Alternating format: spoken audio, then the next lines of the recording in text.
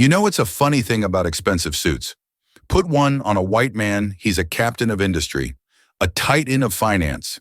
Put that exact same suit tailored by the same hands on London Savile Row on a black man. Well, he must have stolen it. He's probably an athlete or a rapper, someone with new money and no class. He certainly couldn't have earned it through boardroom battles and late-night genius. And he most definitely does not belong in seat 1A. Some people just need to learn their place right. Just wait until you hear what happened when they tried to teach that lesson to the wrong man. The hum of the international terminal at JFK was a familiar symphony to Marcus Thorne. It was a chaotic orchestra of rolling luggage, multilingual announcements, and the faint, ever-present scent of jet fuel and overpriced coffee. For Marcus, CEO of the rapidly ascending tech firm Nexus Innovations, it was simply the sound of progress. He stood near the boarding area for Aerovista Flight 788 to London Heathrow, a picture of understated elegance. His suit was a deep charcoal, Tom Ford tailored to perfection. His shoes were polished, John Lobs, and the platinum watch on his wrist was a Patek Philippe, a gift to himself after Nexus's IPO had exceeded all expectations. He wasn't flashy. The suit was classic, the watch discreet.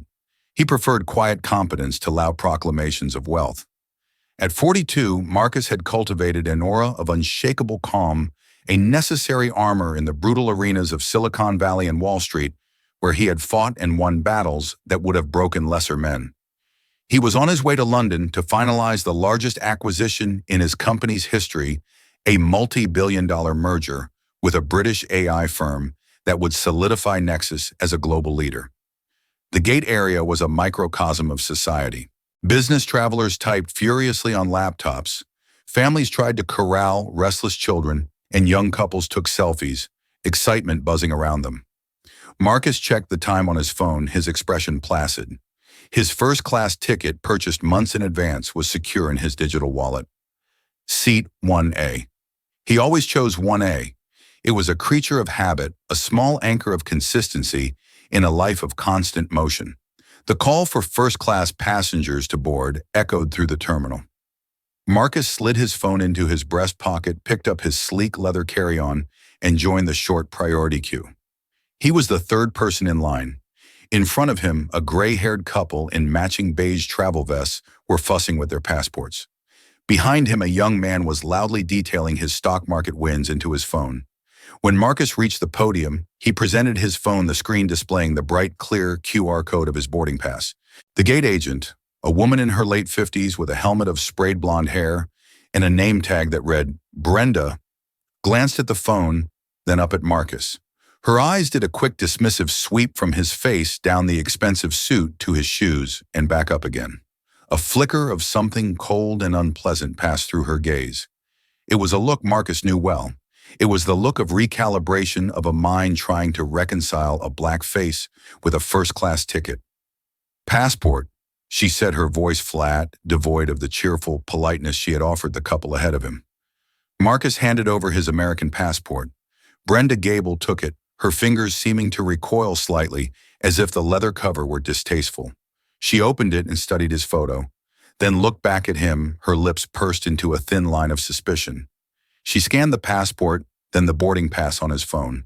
The scanner beeped affirmatively, but Brenda didn't move. She didn't hand him back his passport. Instead, she typed something into her computer, her nails making sharp, aggressive clicking sounds on the keyboard. "There seems to be a problem, sir," she announced, her voice now carrying a distinct edge of satisfaction. Marcus kept his own voice level. "Oh, I wasn't aware of any issue. The flight appears to be on time." "The flight is fine," Brenda clarified, drawing the words out as if speaking to a child. "The seat is the issue. There's a discrepancy in the system. I'm not seeing this seat assignment as confirmed." Marcus felt a familiar, weary tightening in his chest. He had played this game before, in different airports, at different hotel check-in desks, outside different exclusive restaurants. He knew the rules.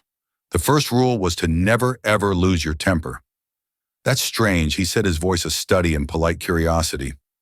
"I have the confirmation email here, and the charge certainly went through on my corporate card. Perhaps you could double-check. The name is Thorne, Marcus Thorne." "I know the name, sir.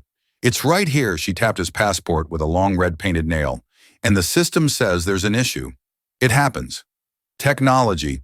She gave a phony, tight-lipped smile. Behind him, the young stock market prodigy was starting to huff with impatience. Hey, can we speed this up? Some of us have planes to catch. Brenda shot the young man a look of solidarity before turning her attention back to Marcus. Sir, you're holding up the line? I can put you in a seat in Economy Plus, and you can take it up with customer service later for a partial refund. The offer was delivered with an air of finality, as if she were doing him a great favor. She was testing him. She expected him to argue, to raise his voice, to make a scene. She wanted him to conform to the stereotypes she had already locked him into. Marcus would do no such thing. No thank you, he said, his voice still infuriatingly calm. I've purchased seat 1A. The contract of carriage is quite clear. I'd appreciate it if you could honor it. If there's a system error, I'm sure a supervisor can help you sort it out. Brenda's fake smile vanished, replaced by a concrete mask of irritation. I am the lead agent here, sir. There's no one else to call. The seat is not available. Now are you going to board, or are you going to continue to delay this flight for everyone else? The accusation hung in the air, a deliberate attempt to turn the other passengers against him. Marcus glanced back at the line. A few people looked annoyed. Others were studiously avoiding eye contact. No one spoke up. They never did. He knew this was a pointless battle. She held all the power in this small carpeted kingdom. To fight her here was to lose, but yielding completely was not in his nature. Let me be clear, Marcus said, his voice dropping slightly but gaining an intensity that made Brenda blink. I am not the one delaying this flight. The delay is being caused by your refusal to honor a confirmed ticket. I will not be taking an economy seat. I will, however, step aside so that others may board while you find a way to resolve your airline's technical issue. He gave her a cool, level stare, then took a single step to the side away from the podium. He folded his arms, his posture relaxed but resolute. He had ceded the ground but not the war. He was now a silent, well-dressed sentinel, a visible problem she could not simply wish away. Brenda's face flushed a blotchy, angry red. She glared at him for a moment before turning to the next passenger with a saccharine sweet, "So sorry for that delay." Welcome aboard. Marcus watched as the rest of the first class and business class passengers shuffled past. Some shot him curious glances, others looks of pity or scorn. He ignored them all. He wasn't performing for them. His focus was on the bigger picture. This was no longer about a seat. It was about principle. As the last of the priority passengers disappeared down the jet bridge, he saw Brenda pick up her phone and speak into it in a low, urgent murmur.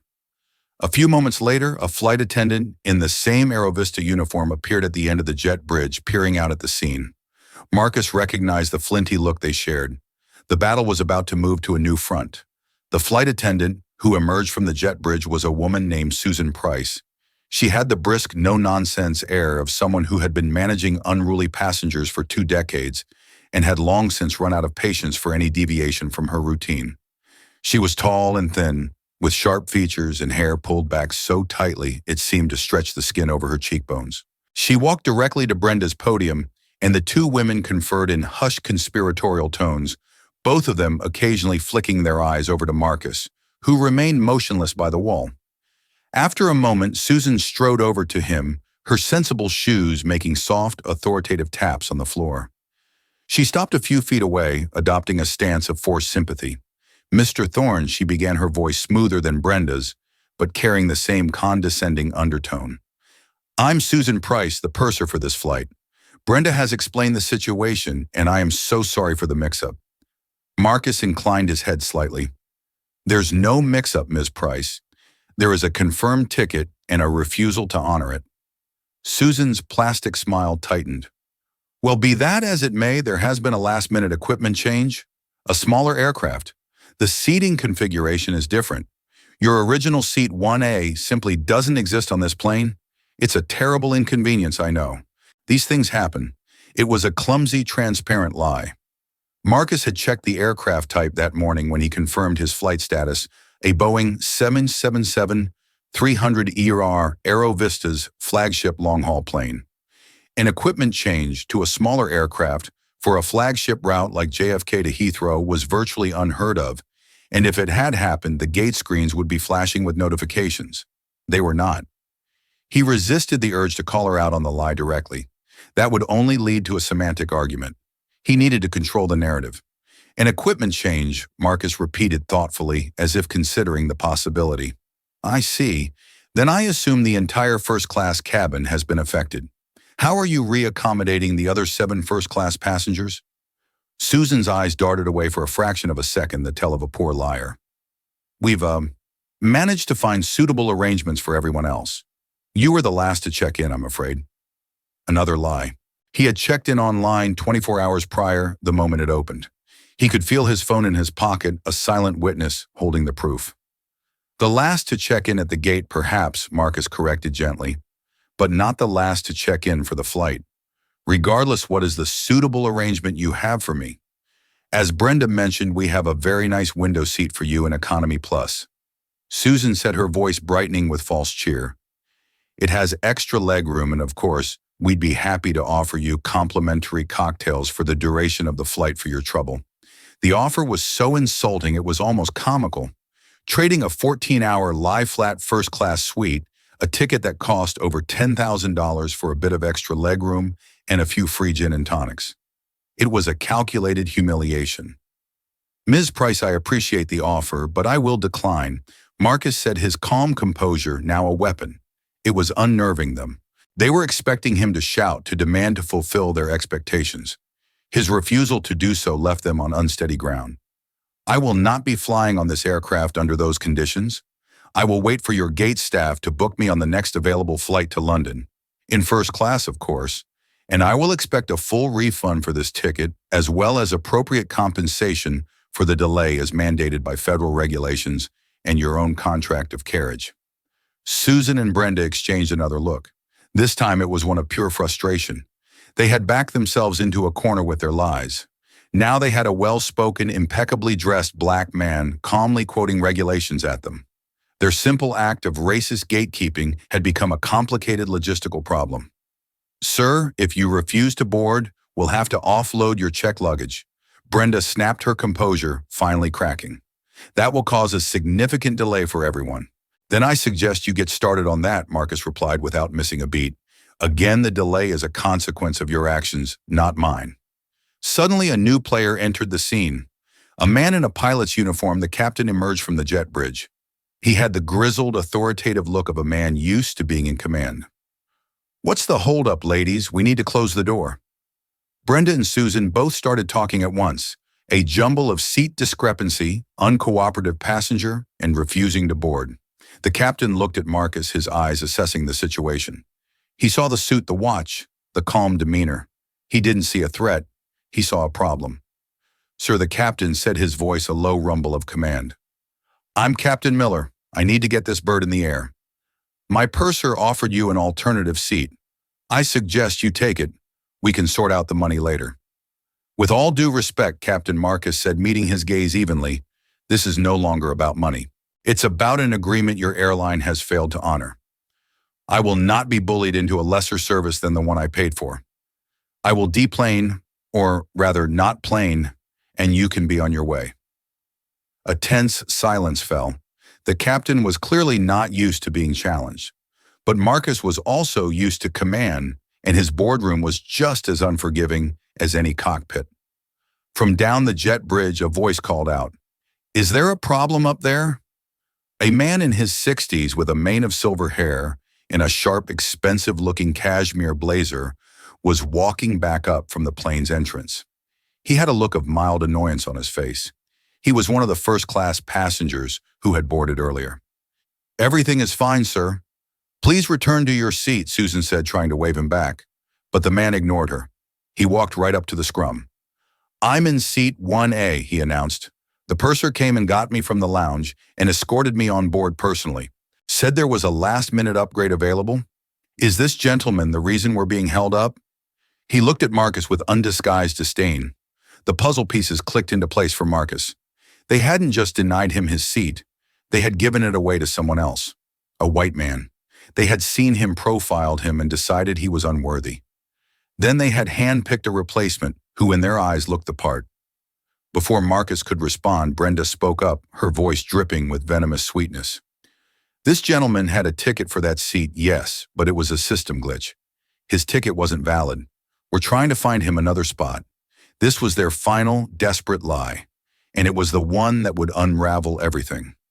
Marcus knew he had to act, but not in the way they expected. He gave a small, polite nod. I see. Well, that is most unfortunate. He reached into his pocket and pulled out his phone. He didn't turn the camera on the crew or the other passenger. That would be too confrontational. Instead, with a calm, deliberate motion, he angled the phone down as if checking a message and discreetly started recording. He captured a short 10-second video. It showed his feet on the JFK terminal carpet, then panned slightly to show the open door of the jet bridge, the Flight 788 to LHR sign, and clearly visible inside the aircraft, the man in the cashmere blazer standing near the front, next to the unmistakable bulkhead of seat 1A. He didn't capture anyone's face.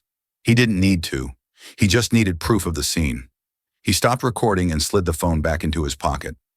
All right, Marcus said, his voice resonating with a newfound finality. You win. I will not be flying with you today.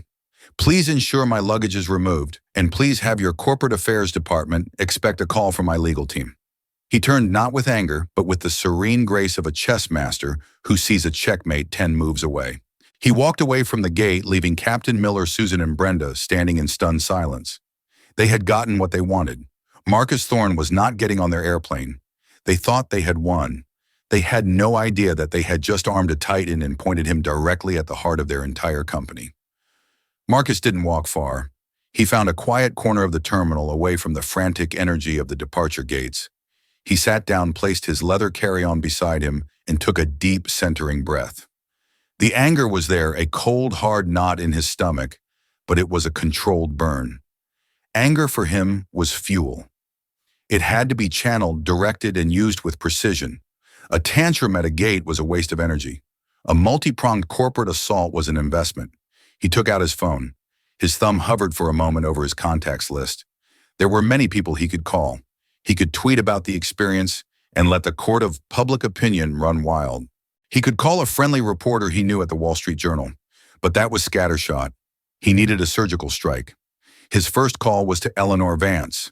Eleanor was the chief legal officer of Nexus Innovations, a woman whose reputation in corporate law was legendary. She was a shark in a Chanel suit, brilliant, relentless, and fiercely loyal to Marcus, who had hired her away from a top-tier New York law firm 5 years ago. She answered on the second ring. Marcus, you should be in the air. Change of plans, Eleanor. Marcus said, his voice calm. I was denied boarding on Aerovista 788. There was a pause on the other end of the line. Eleanor knew Marcus. She knew he didn't miss flights. Denied boarding.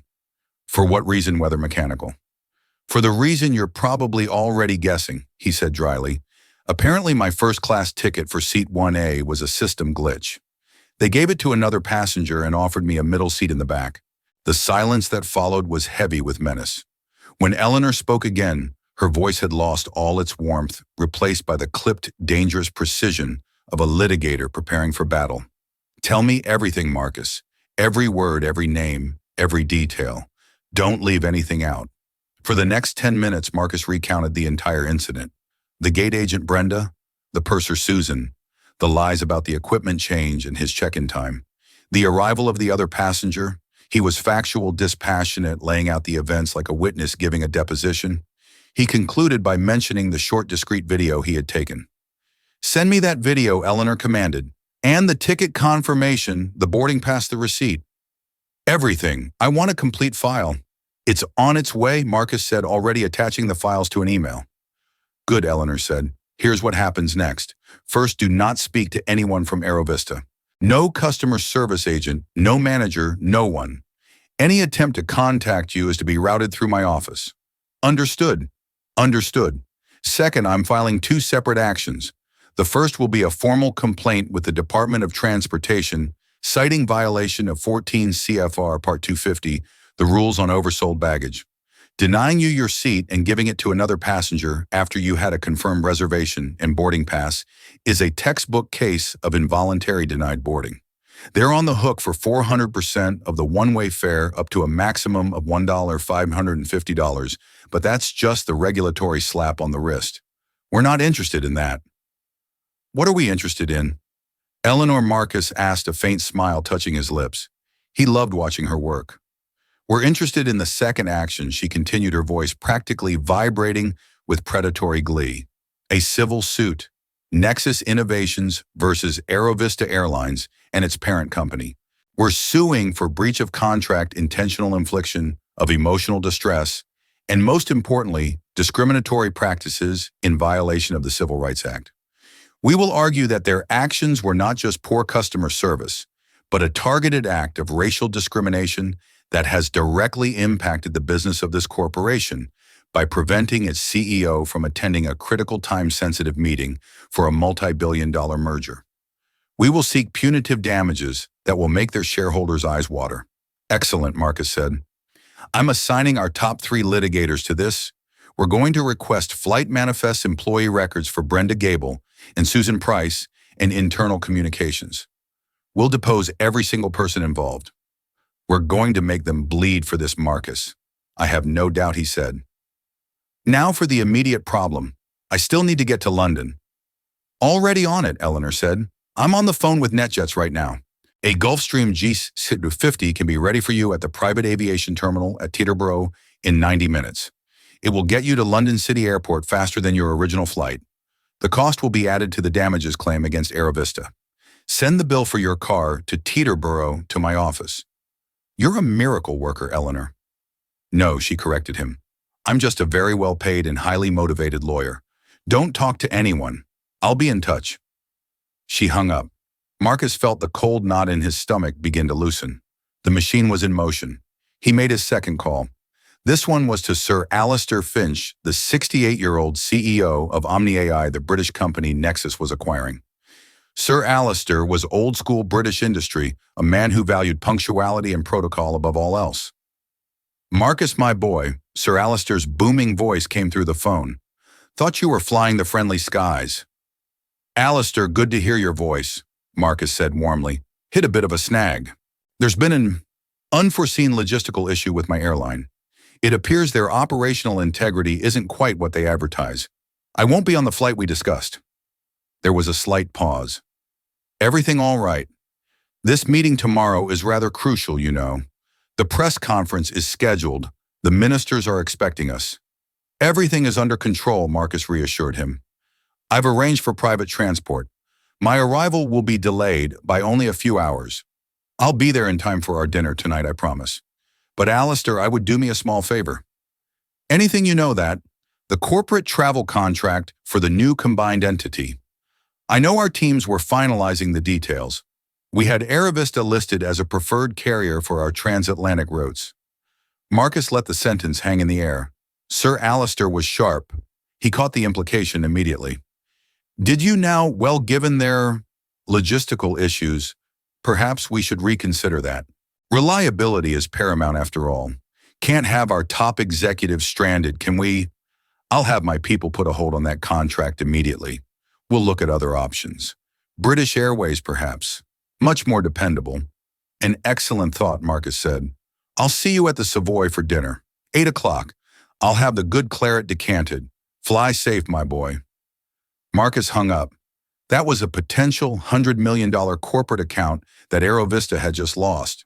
They just didn't know it yet. He made one final call to a man named David Chen at Reuters. David was a sharp, aggressive journalist who had covered Nexus's rise for years. They had a relationship built on mutual respect and carefully curated information. David Marcus Thorne. I have something for you. Off the record for now, but it might develop into something you'll find interesting. It's a story about corporate culture, specifically at an airline called Aerovista. 45 minutes had now passed since Flight 788 had pushed back from the gate. Marcus was in the back of a black Lincoln Navigator speeding towards Teterboro Airport. His quiet war room had been dismantled, its orders issued. The pieces were moving on the board. And on board Aerovista Flight 788, now taxiing towards the runway, the chaos he had unleashed was about to begin. Aboard Aerovista Flight 788, a fragile sense of normalcy had settled in. The cabin lights were dim for takeoff, and the safety video was playing on the seatback screens. Susan Price moved through the first-class cabin with a practiced smile, offering pre-departure champagne and orange juice. She felt a smug sense of satisfaction. The problem had been dealt with. The difficult passenger was gone, and the cabin had the correct look now. In seat 1A, the man in the cashmere blazer was sipping his champagne and chatting amiably with the passenger in 1B. His name, she had noted from the manifest, was Richard Sterling. He looked important. He fit the seat. The plane taxied for what felt like an unusually long time. The captain's voice came over the intercom announcing a minor ground delay due to traffic, a common enough occurrence at JFK. Susan thought nothing of it. She was more concerned with the paperwork she'd have to file regarding the involuntary downgrade she had forced upon Marcus Thorne, a report she intended to fill with phrases like disruptive, non-compliant, and agitated. Richard Sterling, however, was not as relaxed as he appeared. Something about the incident at the gate had bothered him. The quiet, dignified fury of the man in the Tom Ford suit had stuck with him. He had overheard snippets of the conversation, words like confirmed ticket and my seat. He'd been pulled from the lounge and rushed on board so quickly he hadn't had time to process it. Now, sitting in the quiet of the cabin, the pieces felt wrong. He was Richard Sterling, a senior partner at Airline Capital Partners, one of the largest private equity firms in the world. And as it happened, Orion Capital held a 12% stake in AeroVista's parent company, making them one of its most significant institutional investors. Richard was on the board. He wasn't just a passenger. In a very real sense, he was one of the owners. He discreetly connected his phone to the plane's surprisingly fast Wi-Fi, a perk he had insisted the airline upgrade during their last board meeting. He sent a quick encrypted message to his executive assistant. Look up the passenger manifest for AV788, who was originally ticketed for seat 1A urgent. A minute later, the reply came back. Marcus Thorne, CEO of Nexus Innovations. Richard's blood ran cold. Marcus Thorne. He knew the name, of course. Nexus was one of the hottest tech companies on the planet. Their IPO had been the stuff of legend. Thorne was a visionary, a brilliant strategist who was about to close a landmark deal in London. Richard's own firm had even considered trying to take a stake in Nexus, but Thorne had been famously resistant to outside investors, preferring to build his empire his own way. He looked at the empty space by the gate where Marcus Thorne had stood. The airline staff had kicked one of the most respected black CEOs in the world off his flight, and they had used him, a board member, as the unwitting instrument of that humiliation.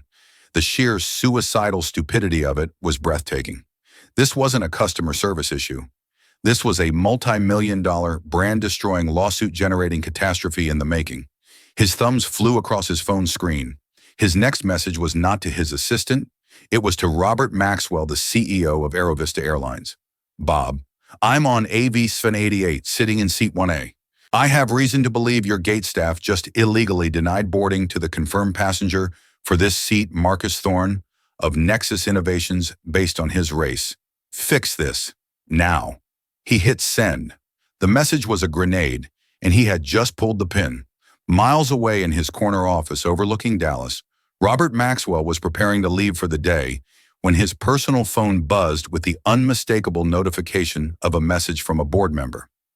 He read Richard Sterling's text, and the color drained from his face. Marcus Thorne, Nexus Innovations. He knew both names well. In fact, his corporate sales team had been desperately trying to land the Nexus account for months, a contract potentially worth tens of millions a year. The London merger was public knowledge. His heart hammered against his ribs. No, no, no. This couldn't be happening. He immediately dialed his head of airport operations at JFK. Dan, what the hell is happening on Flight 788? He barked, his voice trembling with rage. Why was Marcus Thorne removed from that flight? The operations manager, caught completely off guard, stammered, let me check, Mr. Maxwell. I see a note here. A seat duplication issue. Passenger was reaccommodated. Reaccommodated where? In a damn shipping crate, Robert roared. A board member's on that plane and says Thorne was kicked off. Find the gate agent and the purser for that flight and get them on the phone with me in 60 seconds. While Robert Maxwell was lighting up the phone lines to New York, another call was coming into his office. His executive assistant buzzed him. Mr. Maxwell, Sir Alistair Finch from Omni AI in London is on line 1. He says it's urgent. Robert felt a fresh wave of nausea. Omni AI was the company Nexus was merging with. Sir Alistair was the key to the very deal that Marcus Thorne was flying to London to close. This was a nightmare spiraling out of control. He took a shaky breath and punched the button for line 1. Alistair.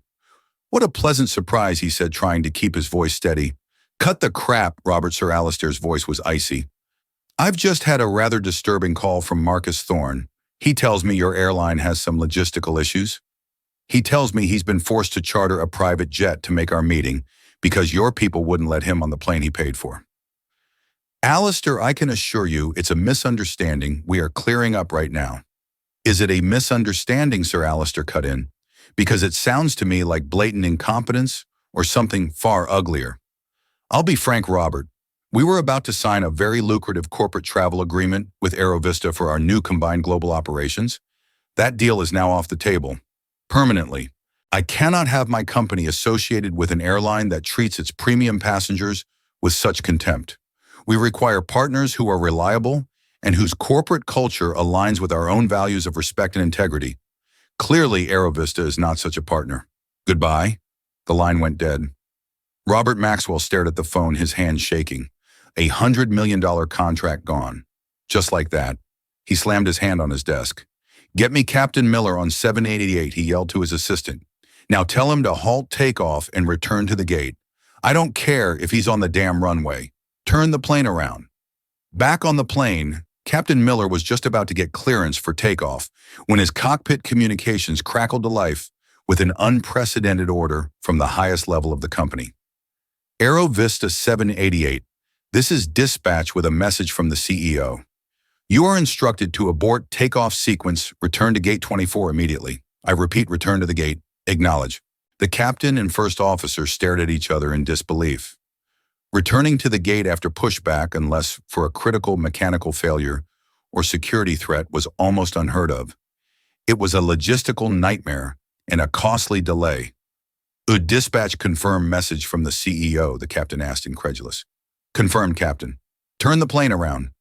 With a heavy sigh, Captain Miller's voice came over the cabin intercom, strained and tight. Folks, this is your captain speaking. I apologize. Due to a gate issue we were unaware of, we are being instructed to return to our gate. We'll provide more information once we have it. A collective groan went through the cabin. Passengers who had settled in for the long flight were now confused and angry.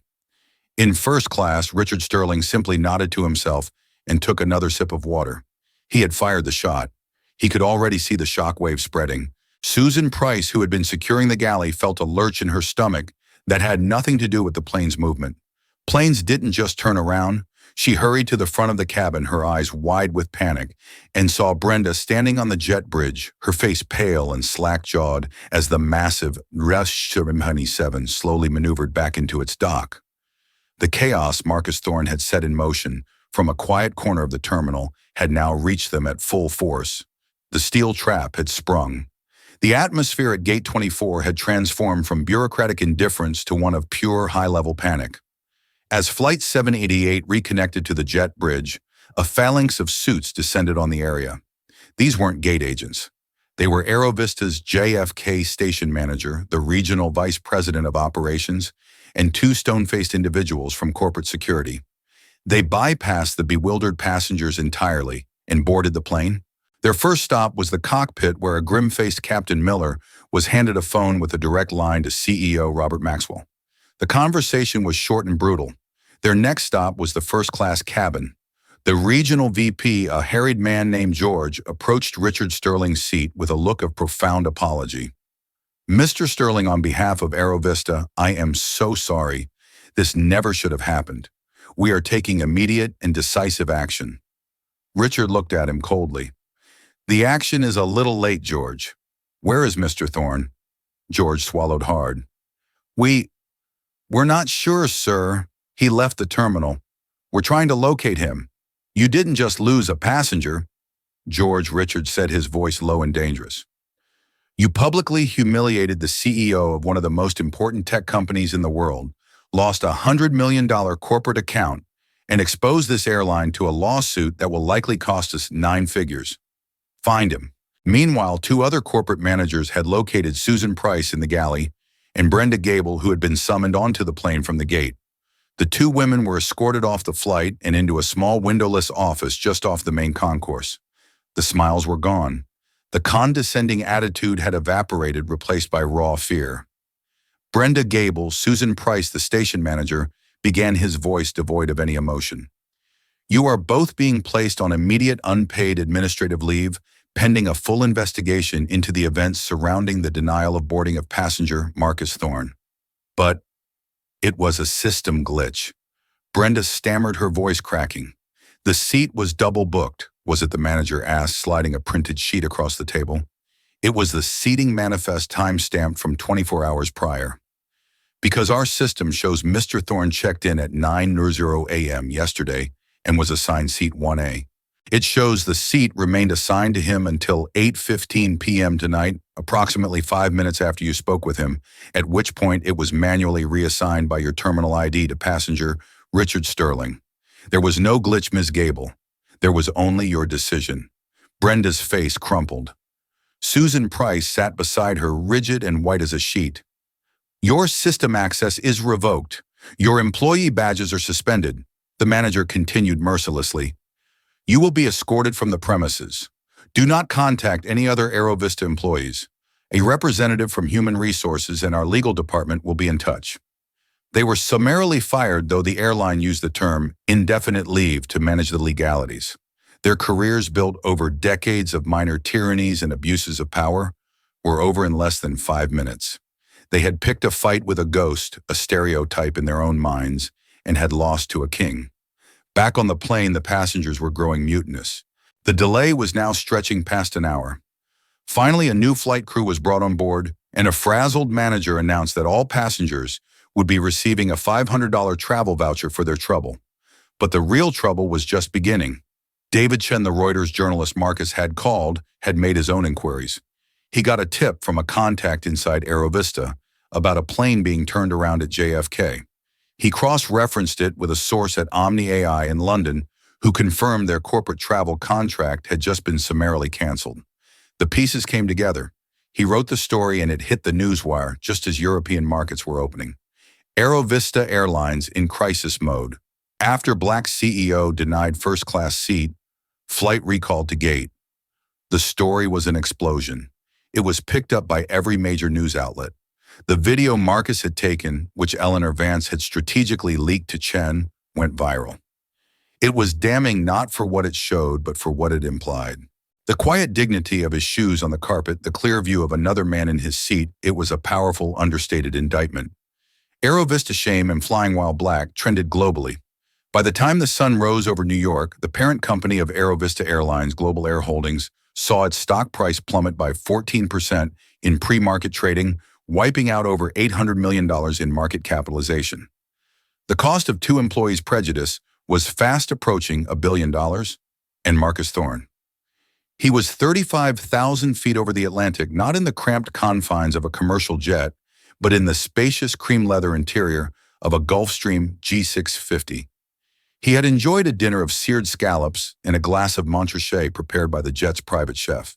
He had reviewed his presentation for the merger, taken a call with his children to wish them good night, and was now sleeping soundly in a fully reclining bed. He landed at London City Airport feeling refreshed and focused. He was met on the tarmac by a waiting Bentley sent by Sir Alistair.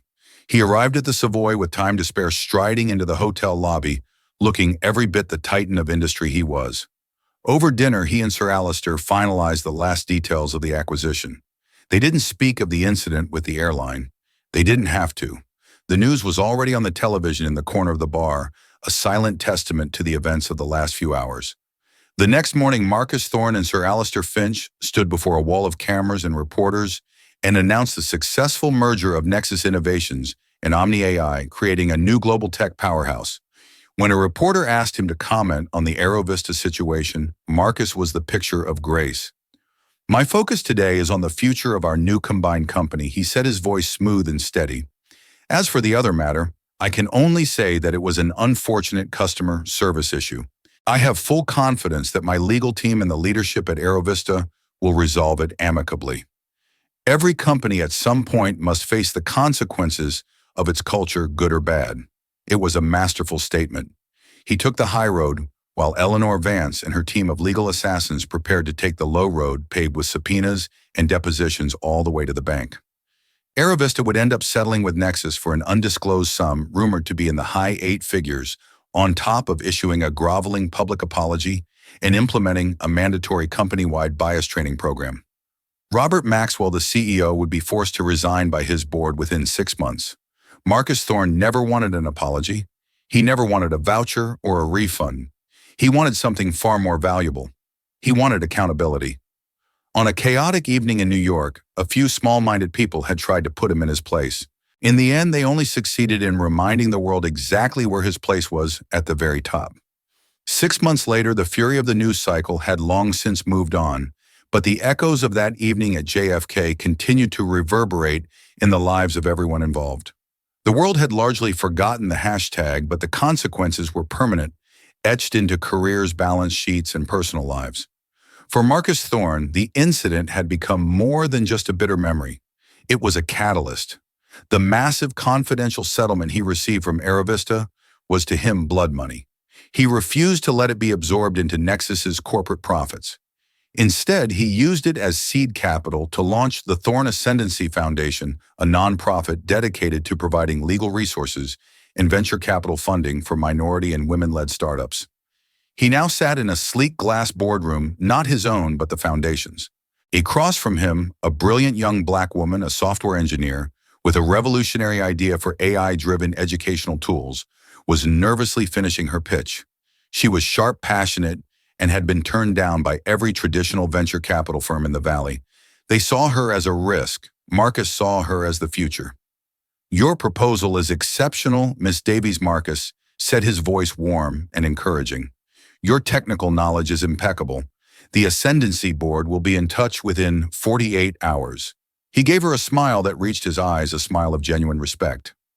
As she left the room radiating a newfound hope, Marcus looked out the window at the city skyline. He didn't feel triumph when he thought of Aerovista. He felt a profound sense of responsibility. The world had given him power and a platform, and the ugly encounter at the gate had been a stark reminder that he had a duty to use it, not just to build his own empire, but to level the playing field for others. That was the real victory. For Brenda Gable, there was no victory. There was only a crushing, unending defeat. After being fired, she discovered she was radioactive. The internet never forgets. Every job application she submitted, whether for another airline or even a retail management position, was met with silence or a polite, swift rejection. A simple background check revealed her as the face of the Aerovista shame scandal. She sold her home in the suburbs of New Jersey to pay her mounting legal bills and moved into a small, dreary apartment. She was last seen working a cash-in-hand job, cleaning motel rooms, her face etched with a permanent bitterness. She told anyone who would listen that she was the victim, a scapegoat for a woke mob, never once acknowledging the prejudice that had authored her own downfall. Susan Price, the purser, chose a different path erasure. She legally changed her last name, sold her condo, and moved to a small anonymous town in the Midwest. She got a job as a bookkeeper for a local construction company, a quiet role where she didn't have to face the public. But the shame was a constant companion. She avoided eye contact with strangers, her hands would tremble if someone spoke to her too sharply, and she lived in constant low-grade fear that someone would recognize her from the news reports. Her professional pride, the very core of her identity for over 20 years, had been shattered, leaving behind a hollow, anxious shell of the woman she used to be. Aerovista, under its new CEO, was a company humbled. The mandatory bias training was in full swing, a costly and humbling endeavor. Richard Sterling now chaired a newly formed board committee on corporate culture and ethics, wielding his influence to force genuine, systemic change. The airline's new slogan was "A Higher Standard," a constant public reminder of how low their standard had once fallen. They were slowly rebuilding, but the brand was forever scarred, a textbook case study in business schools on how a single moment of prejudice can cost $1 billion. And so the fallout wasn't a loud explosion, but a quiet, cascading collapse. It was the inevitable result of a rotten corporate culture finally being held to account by the one person they never should have crossed. This wasn't just a story about racism. It was a story about power. The power of quiet dignity against loud ignorance, the power of strategic thinking over petty prejudice, and the ultimate power of consequences. They thought they were just putting a man in his place, but they ended up triggering a chain reaction that cost them their jobs, their company, millions, and their reputation. A stark reminder that the person you underestimate might just be the one who owns the board you're playing on. What did you think of this story? Have you ever witnessed something like this happen? Let me know your thoughts in the comments below. If you found this story as compelling as I did, please hit that like button, share it with someone who needs to hear it, and make sure you subscribe to the channel for more true stories of justice and shocking real-life events. Thanks for watching.